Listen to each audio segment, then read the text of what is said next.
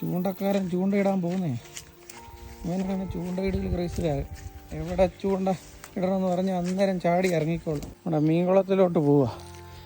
അവിടെ ഇന്നാൾ മീനൊക്കെ വറ്റിച്ച് പിടിച്ചതായിരുന്നു. അത് കഴിഞ്ഞ് ബാലൻസ് കുറേ മീൻ കിടപ്പുണ്ടായിരുന്നു. ഒത്തിരി നാളായി ഇങ്ങോട്ട് വന്നിട്ട്.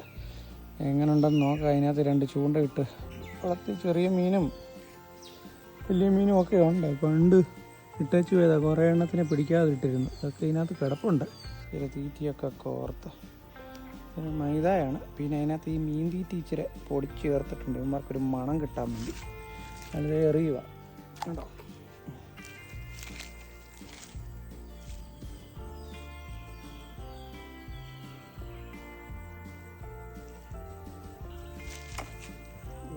കിട്ടിയില്ല. കൊണ്ടുപോയി വാടാ കയറി വാടാ മക്കളെ. നമ്മളടുത്ത് നോക്കി പിടിയടാ. പിടിക്കുന്നുണ്ട്. പിടിച്ചു കണ്ടോ? നല്ല മുഴുത്ത സിലോപ്പിയ. പിന്നെ ഊരിയെടുക്കണ ഇച്ചിരി ശ്രദ്ധിച്ചില്ലേ, കൈക്ക് പണി കിട്ടും.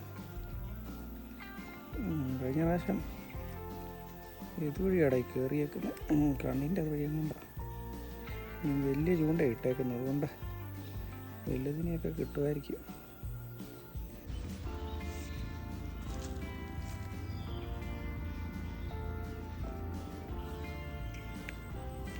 പിടിച്ചടാ. അതിനാ പൊങ്ങി വരുന്നില്ല. കൊള്ളാം. എങ്ങനെയുണ്ടാ ജോർജി? സാധനം എങ്ങനെയുണ്ടേ? സൂപ്പറാണോ? ഇഷ്ടപ്പെട്ടോ? വെയിറ്റ് മാർക്ക് ഊരി ബാക്കി.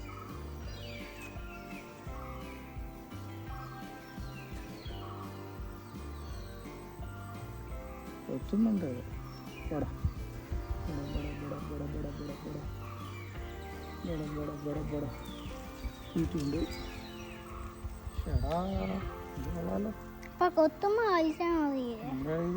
ണ്ട് ഈ തീറ്റിക്ക് മീനുണ്ടോന്ന് നോക്കാം.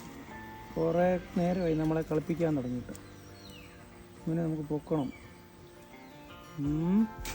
പോടാ അത്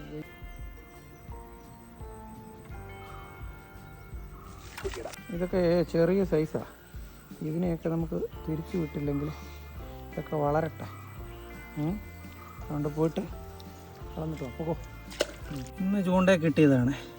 അത്യാവശ്യം മീൻ കിട്ടിയിട്ടുണ്ട്. മുഴുത്തതുണ്ട്, ചിലതൊക്കെ 1/2 കിലോ അടുത്തുള്ളതുണ്ട്, ബാക്കി ചെറുതുമൊക്കെ ഉണ്ട്. ഏതായാലും ഇന്നത്തേക്കുള്ളതായി. മീനെല്ലാം നല്ല വെട്ടി കണ്ടീഷൻ ആക്കിയിട്ടുണ്ട്. ഇനി വറക്കാൻ വേണ്ടി മസാലയൊക്കെ ഒന്ന് തേച്ച് പിടിപ്പിക്കണം. മസാലയൊക്കെ തേച്ച് പിടിപ്പിച്ച് റെഡിയാക്കി വെച്ചിട്ടുണ്ട്. വറുത്തെടുക്കണം. ആഹാ, നല്ല സൂപ്പർ ഫ്രൈ ആയി കിട്ടിയിട്ടുണ്ട്. ഇനി അങ്ങോട്ട് ആഘോഷങ്ങൾ സ്റ്റാർട്ട് ചെയ്യാം അല്ലേ? അപ്പോൾ എല്ലാവർക്കും ഞങ്ങളുടെ ഹൃദയം നിറഞ്ഞ ക്രിസ്മസ് ആശംസകൾ.